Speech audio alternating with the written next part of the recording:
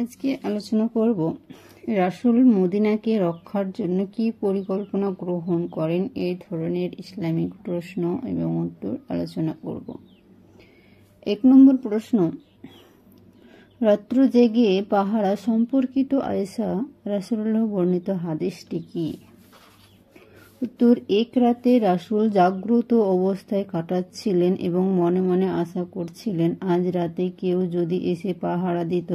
হঠাৎ বাহিরে অস্ত্রের ঝনঝনানি শুনে রাসূল জিজ্ঞাসা করলেন, কে? উত্তর এলো, আমি সাদ বিন আবি ওয়াক্কাস রাসূলুল্লাহ। রাসূল তার গভীর রাত্রে আগমনের কারণ জিজ্ঞাসা করলে তিনি বলেন, আপনার সম্পর্কে মনে বিপদের আশঙ্কা উদ্রেক হওয়ায় পাহারা দিতে এসেছি।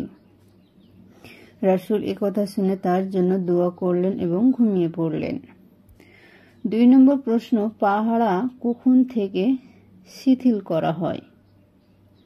উত্তর, আল্লাহ তাআলা যখন নিম্নের আয়াতটি নাজিল করেন। 3 নম্বর প্রশ্ন, কুরআনের আয়াত নাজিলের পর রাসূল কি বলেন?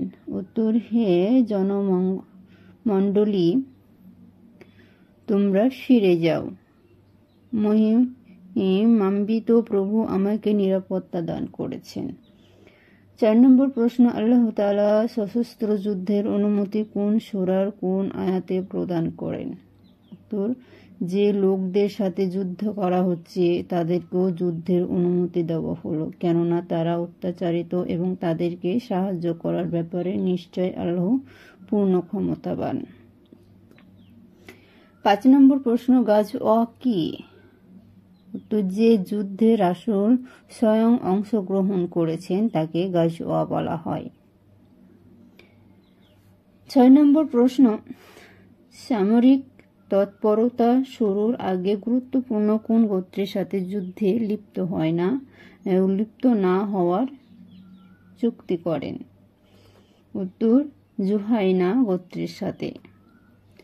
7 নম্বর প্রশ্ন, জুহাইনা গোত্র মদিনা থেকে কত দূরত্বের? উত্তর, 3 মঞ্জিল অর্থাৎ 40 থেকে 50 মাইল। 15 মাইলে 1 মঞ্জিল। 8 নম্বর প্রশ্ন, মদিনার বিভিন্ন জায়গায় টহল জোরদারে রাসূল এর উদ্দেশ্য কি ছিল? উত্তর, নিরাপত্তা জোরদার এবং সকল শত্রুপক্ষকে নিজেদের সুসংগঠিত শক্তির জানান দেওয়া। 9 নম্বর প্রশ্ন, সারিয়াহ কি? যে যুদ্ধে রাসূল নিজে অংশ নেননি কিন্তু বাহিনী প্রেরণ করেছেন তাকে সারিহা বলা হয়। 10 নম্বর প্রশ্ন, রাসূল মদিনাকে রক্ষার জন্য কি পরিকল্পনা গ্রহণ করেন? উত্তর, 1 নম্বর, যে সকল গোত্রে মদিনার রাজপথের পার্শ্বে এবং মধ্যবর্তী এলাকায় বসবাসরত সকল গোত্রের সঙ্গে মিত্রতা স্থাপন এবং যুদ্ধ না করার চুক্তি সম্পাদন করেন। 2 নম্বর, রাজপথের উপর টহলদারি দল প্রেরণ করেন। আজ এই পর্যন্তই, আবার পরের ভিডিওতে ইসলামিক প্রশ্ন এবং উত্তর আলোচনা করব।